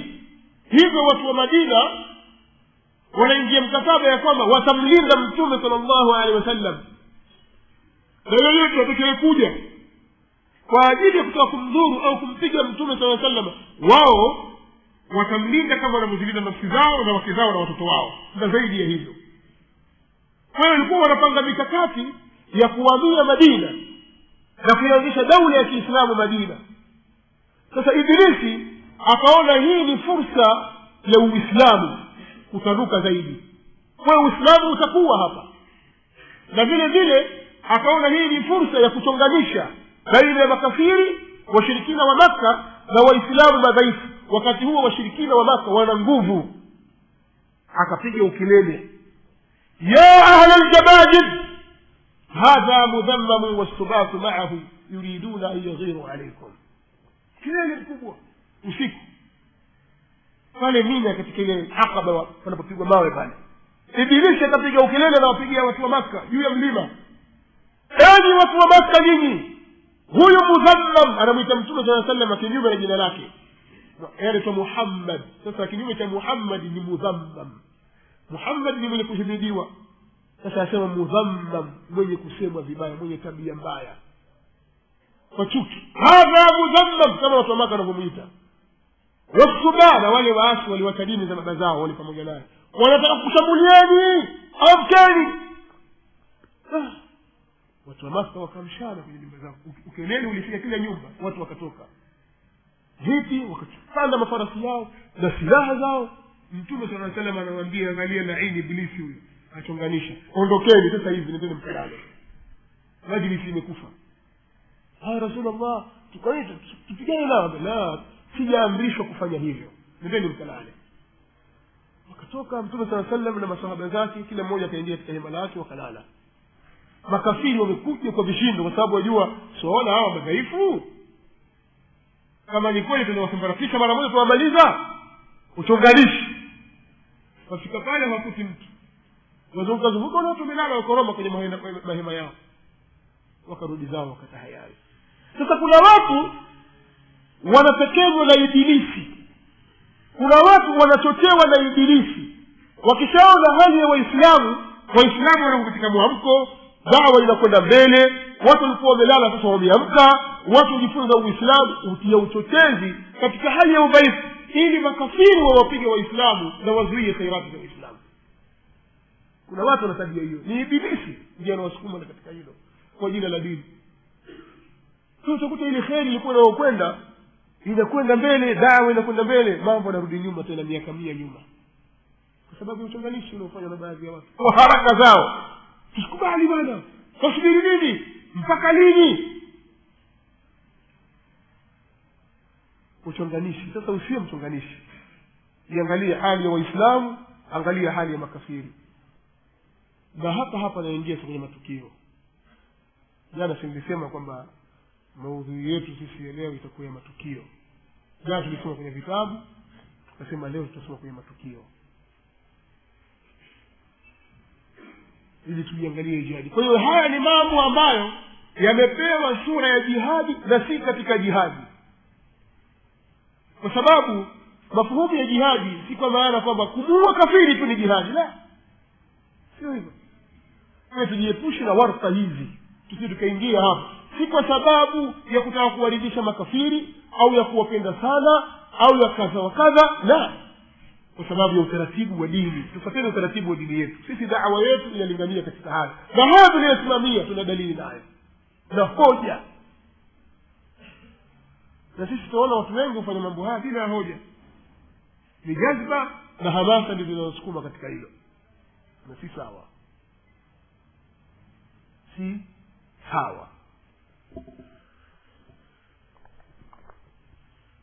نسأل الله العافية والسلامة. نسأل الله يحفظنا من بين أيدينا ومن خلفنا وعن أيماننا وشمائلنا. ومما الله تنفاذ na hifadhi dini yetu na kitabu chetu na sunna za mtume wetu sallallahu alaihi wasallam.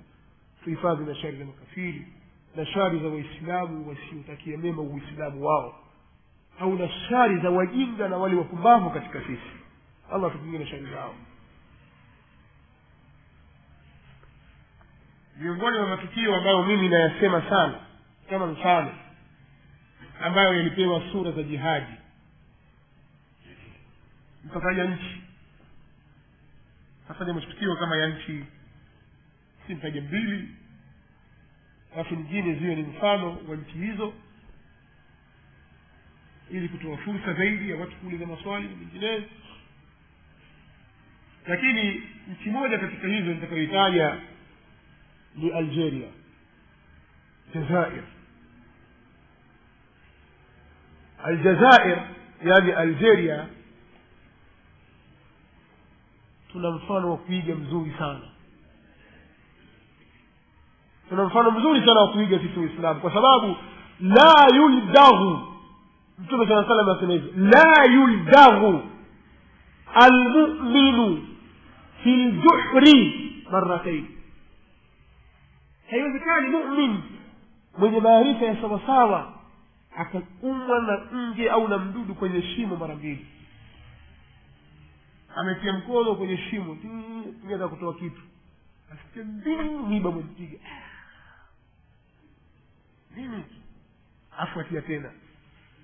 Uislamu ni akili haipo hivyo. Jaribu tena nini nione. Uislamu hasifiki kwa tabia hiyo. Na ndio maana Umar radhiallahu anhu anasema lastu bighibbin wala alghibbu yakhda'uni. Mimi si mpumbavu na wala mpumbavu hawezi kuniadaa mimi. Sitaki kuona namna hiyo. Sasa mtu as-sa'idu man i'ta'adha bighayrihi, mtu mwema, mtu mwenye ishara na kwamba huyu ni mtu mzuri, ni mtu aliyefanikiwa, ni yule ambaye anapata mauidha kwa sababu ya shida na matatizo yaliyompata mtu mwingine. Kuna mwenzangu ameendekeza sana umalaya na uzinifu, amepata ukimwi, mimi kifanya hivi nitapata matatizo kama haya. Hii ni as-sa'id. Usubiri wewe upigie mfano, alikuwa mtu mzuri mashallah, lakini sasa angalia kajiingiza kwenye balaa kwa vile. As-sa'idu man ista'adha bi ghayrihi, mtu mwema ni yule ambaye hupata fundisho akapata mauidha kwa sababu ya mtu mwingine. Wafanya biashara zako vizuri, kiduka chako mwenyewe upata riziki, lakini wamuona mtu mwingine yule afanya biashara zake anaendelea vizuri, mara kaingia kwenye mikopo ya riba, anakwenda bio anatumia benki, mara kafilisika, na wewe tukaingia huko. Wewe ni mtu mpumbavu, hauko sawa sawa. Waona mwenzako kapata jambo fulani, na wewe ufanye hilo ili kupata, ujitumainisha nini bwana? Kwa hiyo sisi katika huu ulimwengu pia tumewekewa mauidha. Tumewaona ndugu zetu katika vita vya Uhud, Waislamu wenzetu, masahaba wa Mtume sallallahu alaihi wasallam wakiwa na Mtume sallallahu alaihi wasallam wakiipigania dini ya Allah tabaraka wa taala ndani ya mji mtakatifu wa Madina. Wamekosea kosa moja tu, Allah akawaadhibu. Nyinyi msiondoke hapo, ni mmoja tumeshinda au tumeshindwa. Sawa ya Rasulullah, mapambano yameanza, watu wanapigana na kafiri wazidiwa. Sasa wanaanza kukimbia, wanakimbia na huku wanatupa mizigo yao ili wapate wepesi wa kukimbia. Wanaambizana waliokaa pale juu, ambao Mtume sallallahu alaihi wasallam amewaweka kwa hikma kubwa kwamba msiondoke hapo. Sasa tusubiri nini hapo? Vita imeisha, angalia watu wachukua ngawira kule. Lakini tusubiri, Mtume anatuambia sallallahu alaihi wasallam tusiondoke, sawa tasarna au huzimna nusibna au huzimna, ni pamoja tumeshinda au tumeshindwa, tusiondoke hapa. Hapana, hakukusudia hivyo. Yeye alikusudia kama tutashinda. Wakateremka, kundi la watu likateremka, wakawaacha watu kidogo pale juu. Wale makafiri wakiongozwa na Khalid ibn al-Walid, kikundi cha makafiri kiliongozwa na Khalid ibn al-Walid, wakati huu hajasilimu, akakata kikundi cha jeshi la washirikina, wakazunguka mlima, wakatokea kwa upande wa pili. Wafika pale juu kwenye mlima Jabal al-Ainain, ambayo ni Jabal al-Rumat, wakuta watu wachache, wakawasaga kwanza wale, alafu wakaanza kuwafukuzia wale Waislamu ambao wanawafukuza makafiri wenzao. Makafiri wanaofukuzwa wakasimama, Waislamu wakaekwa katikati. Hawa wamesimama na hawa huko wanakuja wanashambulia na jeshi la Khalid bin Walid. Akavurugika pale, nidhamu ya jeshi ikapotea. Pakatangazwa kwa Mtume sallallahu alaihi wasallam ameuawa. wengine wakasema tasubiri nini sasa kama ikiwa mtume sallallahu alaihi wasallam ashakufa turudi Madina? Akamwambia la, kitu gani? Ndio pakatokea pale kibijano cha kupigana hali ya juu, masahaba 70 wakaanguka chini wakauawa, akiwemo Hamza. Mus'ab bin Umayr, mwalimu wa kwanza aliyetumwa na mtume sallallahu alaihi wasallam kwenda Madina kufundisha Qur'an, Mus'ab bin Umayr al-Abdari. Na mzee wa watu, mzee mmoja akiitwa Amr ibn al-Jamuh, alikuwa ana mguu mbovu, a'raj, mzima.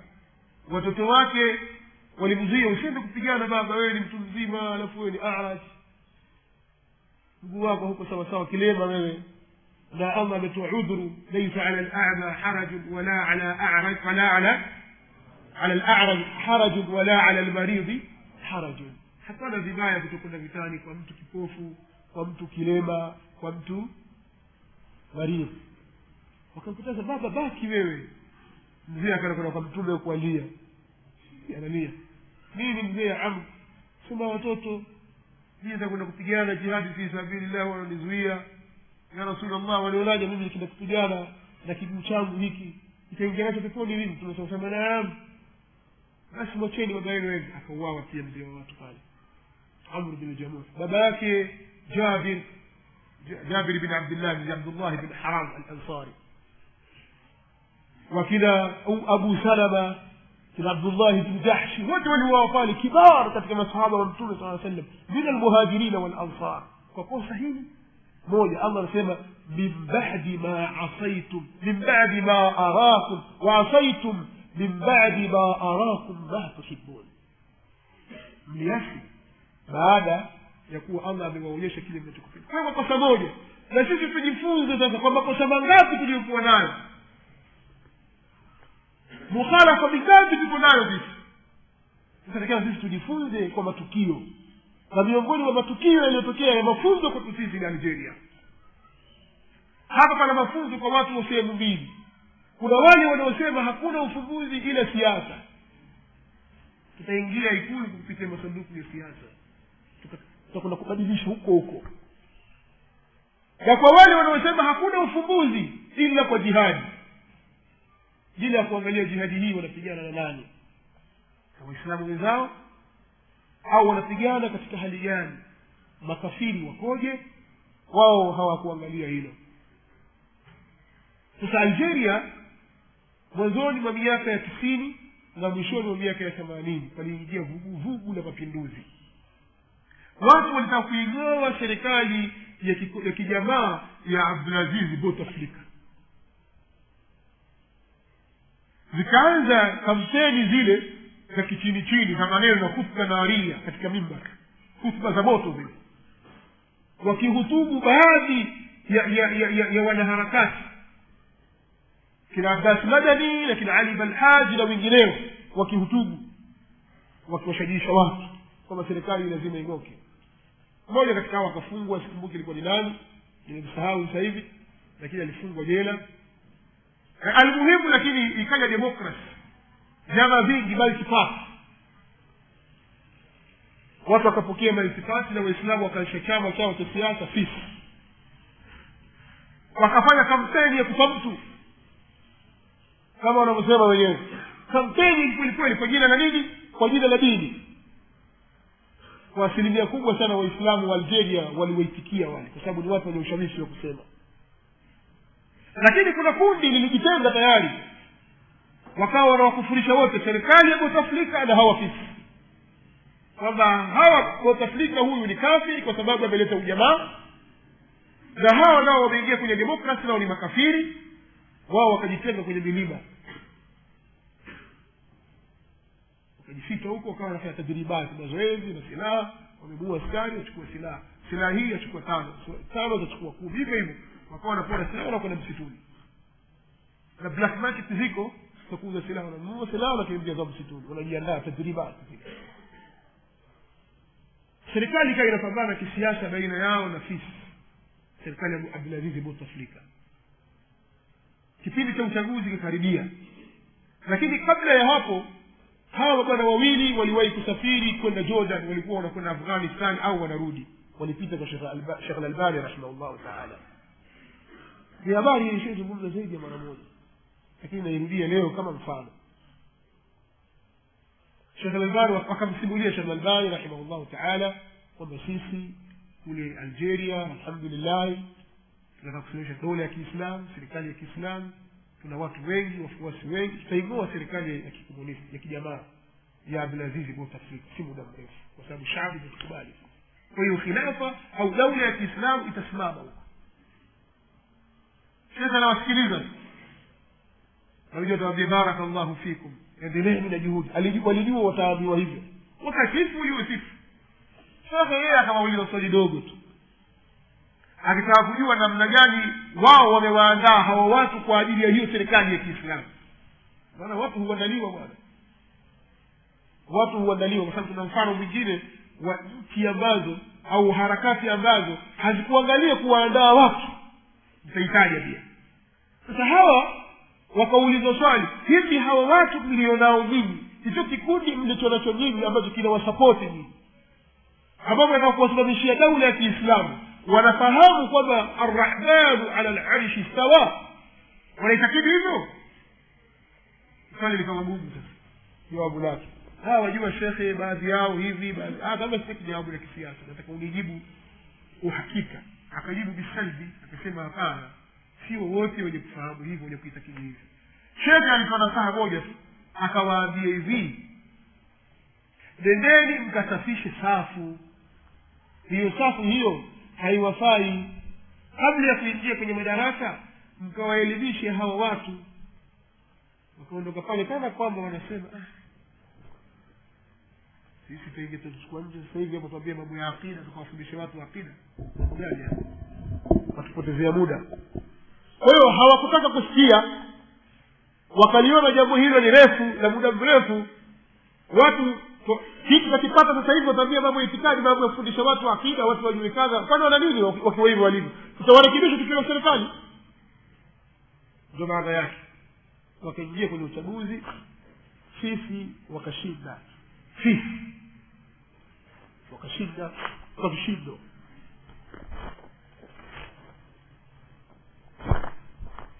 Walishinda kwa kishindo.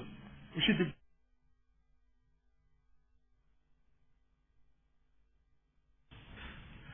wakafanya kampeni ya kufamtu kama wanavyosema wenyewe. Kampeni ilikuwa kwa jina la nini? Kwa jina la dini. Kwa asilimia kubwa sana Waislamu wa Algeria waliwaitikia wale, kwa sababu ni watu wenye ushawishi wa kusema. Lakini kuna kundi lilijitenga tayari, wakawa wanawakufurisha wote, serikali ya Bouteflika na hawa fisi, kwamba hawa Bouteflika huyu ni kafiri kwa sababu ameleta ujamaa, na hawa nao wameingia kwenye demokrasi nao ni makafiri. Wao wakajitenga kwenye milima, wakajificha huko, wakawa wanafanya tajribati, mazoezi na silaha. Wamebua askari, wachukua silaha hii achukua 5 zachukua 10, hivyo hivyo wakawa wanapora silaha na kwenda msituni. Na black market ziko, sitakuza silaha, wananunua silaha na kuingia za msituni, wanajiandaa tajribati. Serikali ikawa inapambana kisiasa baina yao na fisi, serikali ya Abdulaziz Bouteflika. Kipindi cha uchaguzi kikaribia, lakini kabla ya hapo hawa bwana wawili waliwahi kusafiri kwenda Jordan, walikuwa wanakwenda Afghanistan au wanarudi, walipita kwa Sheikh Al-Albani rahimahullah ta'ala. Ni habari ilizungumza zaidi ya mara moja, lakini nairudia leo kama mfano. Sheikh Al-Albani akamsimulia Sheikh Al-Albani rahimahullah ta'ala kwamba sisi kule Algeria alhamdulillah tunataka kusimamisha dola ya Kiislamu, serikali ya Kiislamu, tuna watu wengi, wafuasi wengi, tutaingoa serikali ya kikomunisti ya kijamaa ya Abdulaziz Bouteflika si muda mrefu, kwa sababu shaabi itakubali. Kwa hiyo khilafa au dola ya Kiislamu itasimama huko. Sasa nawasikiliza, nawajua barakallahu fikum, endeleeni na juhudi. Walijua wataambiwa hivyo, wakatifu uliwe sifu. Sasa yeye akamauliza swali dogo tu, akitaka kujua namna gani wao wamewaandaa hawa watu kwa ajili ya hiyo serikali ya Kiislamu. Maana watu huandaliwa bwana, watu huandaliwa. Kwa sababu tuna mfano mwingine wa nchi ambazo au harakati ambazo hazikuangalia kuwaandaa watu, mtahitaji pia. Sasa hawa wakaulizwa swali, hivi hawa watu mlionao nyinyi, hicho kikundi mlicho nacho nyinyi ambacho kinawasapoti nyinyi, ambao wanataka kuwasimamishia daula ya Kiislamu, wanafahamu kwamba Ar-Rahmanu ala al-Arshi istawa, wanaitakidi hivyo? Swali likawa gumu sasa jawabu lake. Wajua shekhe, baadhi yao hivi, baadhi kama sisi jawabu la kisiasa, nataka unijibu uhakika. Akajibu bisalbi, akasema hapana, sio wote wenye kufahamu hivyo, wenye kuitakidi hivyo. Shekhe alifanya saha moja tu, akawaambia hivi, nendeni mkasafishe safu. Hiyo safu hiyo haiwafai. Kabla ya kuingia kwenye madarasa, mkawaelimishe hao watu. Wakaondoka pale kana kwamba wanasema sisi tuingie tuchukua nje sasa hivi hapo, tuambie mambo ya akida, tukawafundisha watu akida. Mambo gani hapo? Watupotezea muda. Kwa hiyo hawakutaka kusikia, wakaliona jambo hilo ni refu la muda mrefu. Watu kitu wakipata sasa hivi wataambia mambo ya itikadi, mambo ya kufundisha watu akida, watu wajue kaza. Kwani wana nini wakiwa hivi walimu? Tutawarekebisha tukiwa na serikali. Ndio maana yake. Wakaingia kwenye uchaguzi, sisi wakashinda.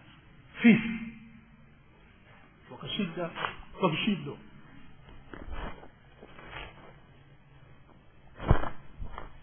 Walishinda kwa kishindo, ushindi mkubwa.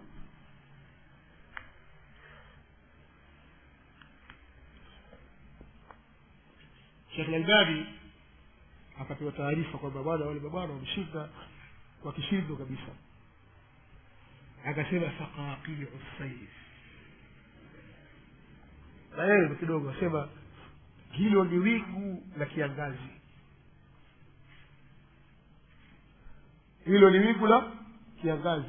Kama kumefunga wingu kwenye kiangazi, lakini mara moja litaanzuka zake. Sasa kwa taratibu zilivyofahamu kwamba hali ilivyokuwa, matokeo yalipotangazwa, hawakutangazwa sisi kwamba watachukua nchi za kimagharibi, na wengine wanasema msiwape hao ni wote ni msimamo mkali, hao ni siasa kali, hao mkiwapa nchi itaharibika hiyo. Kwa hiyo ngangani hapo kila Bouteflika. Basi wakangangana pale, wakaambia Ikulu hamuingii, labda tushirikiane kwenye hili. Wanawanyima sasa kwa mulma hiyo demokrasia yao, wala hawaiwezi, wakawanyima. Sasa wale wakajipanga, wakasema sisi kwanza tuko wengi, kwa hiyo nchi haitakalika wala haitawaliki mpaka tupewe. Kwa hiyo jihad ikatangazwa. Sheikh Abdul Malik Ramadhan ni Mwalgeria, anaishi Madina, na mfahamu kwa kumuona hivi na kwa kukaa naye na kumtembelea nyumbani kwake. Anaishi Madina. Yeye ameandika vitabu viwili kuhusu kadhia hizi, Madarikun Nadhari na ile fatawa ulama al-akabir fima uhdira min dima'i al-Jazair. Katika vitabu viwili kuhusu kadhia hii. Sasa katika yale ambayo nimemsikia mimi, asema bwana jamaa wakaadhini msikitini, wakaamua sasa siku moja wapange ipigwe adhana, Waislamu wote watoke barabarani, mwenye panga, mwenye shoka, mwenye jembe, mwenye sururu, mwenye yote kama vile wanakwenda kutifua kifusi, silaha, mwenye mkuki, watu watoke barabarani, tuchukue nchi yetu kwa nguvu. Adhana inapigwa, Allahu Akbar, Allahu Akbar. Saa 3 asubuhi adhana ya nini, watu wanatoka. Kwa mapambano yakaanza baina yao na serikali, kwa maana mapambano na jeshi, people's power. Sio mapambano yakaingia, watu wakaanza kupambana. Si wale wanaume wajia nao wakateremka kule, wale wa jamaa jihadi. Sasa wanaona kwamba wote hawa makafiri, kwa na wao wakateremka kuja kuchinja wote. Sheikh Abdul Malik Ramadhani anasema kuna siku unafika wakati sasa watembea, waulizwa sasa wewe nani, yaani useme wewe ni kundi gani, kwa maana wakiwa wale wenzako watakuacha. Sasa ukisema sisi wale ni askari wanakuua, ukisema mimi mtu wa serikali, ikiwa hawa ni sisi watakuua. Hii ilikuwa ni fitna ya ajabu. Matangazo yaliyotangazwa na vyombo vya habari vya nje na vya ndani wanasema takriban watu 40,000 ndio walikufa, lakini watu zaidi ya hapo. Sasa naulizeni, hivi watu 40,000 ni watu kidogo? watu kidogo tu waislamu tena wa Algeria. Kwa hiyo jihadi ikapiganwa kama wanavyoita wenyewe jihadi. Serikali watetea madaraka yao, jihadi. Waislamu hawa fisi watetea kiti chao walichoshinda, jihadi. Wale Jamaatul Musallaha jia wameteremka milimani, wamekuja na wao wataka ili hukumu illa lillah, wanawaua watu wa serikali wa jamaa wale kina Abdul Aziz Bouteflika, na wanawaua hawa watu wa demokrasi wao kwenye jihadi. Hawani kizaazaa hichi atoka mtu hapo. Na hali ya da'wa Algeria ni katika nchi ambazo zinaleta matumaini makubwa katika da'wa, kwa sababu durus masha Allah mustafidun wamekaa wanawasomesha watu ilmu, watu wanasoma mutuni, wanahifadhi Qur'ani, wanafanywa hivi. Kulikuwa hakuna hijabu katika kipindi cha ujamaa. Sasa hijabu upiti mahali isipokuwa hijabu zimejaa kwa wanawake. Yaani yatakufanana kama na hali ya ummu wetu. Sema sisi tuko nyuma kidogo. Kwa kipindi hicho cha ujamaa katika nchi yetu huoni hijabu wewe, hakuna hijabu ya kisheria. Lakini dawa zimekuja sasa masha Allah, ukitembea katika miji watu huvaa hijabu za kisheria kila mahali. Kwa hiyo hawa jamaa wakaja wakakibua katikati zile harakati zikafikia. Kitu kibaya zaidi sasa, wapiganaji wale wamepigana wakiitakidi wako kwenye jihadi fi sabilillah. Lakini sasa ilipotokea sasa vita imekuwa kali, njaa imekuwa kubwa, kwa sababu hakuna sehemu yoyote kazi ile, ofisi inayofunguliwa, hakuna kiwanda kinachofanya kazi, hakuna chochote, ni vita tu, hakuna amani, njaa, shida, hamna amani. Nchi za magharibi zafungua milango sasa. Haya, anayetaka ukimbizi sisi tutapokea wakimbizi wa vita. Spain, Faransa, Ubelgiji, wapi wamefungua milango, wanataka ingie. Wewe ukisikia safari ya Ulaya wengi wao wakatupa silaha zao, kila mmoja akashika njia akaingia za Ulaya, tupa silaha. Sasa jinsi wapigana jihadi uko Ulaya ni kwenye ukafiri, wafuata nini? Ni imani, itikadi ilikuwa bado. Kama kweli walikuwa kwenye jihadi fi sabilillah na imani zao ziko kweli katika hilo, wakimbilia Ulaya watafuta nini? Algeria wakajaa tele huko Ulaya huko. Kama wakati wa swala ya magharibi umekaribia, ni vyema tukaishia tukasimama hapa ili tuendelee na mifano mingine kama miwili tu hivi, alafu pia tumemaliza nipe nafasi ya maswali. Yaani kuna vitu vya kujiuliza sasa na hali tulizokuwa nazo sisi na wakati tuliokuwa nao sisi kwa hii mifano ambayo tumeitoa. Barakallahu fikum wa jazakumullahu khairan. Subhanakallahumma wa bihamdik wa ashhadu an la ilaha illa anta astaghfiruka wa atubu ilayk.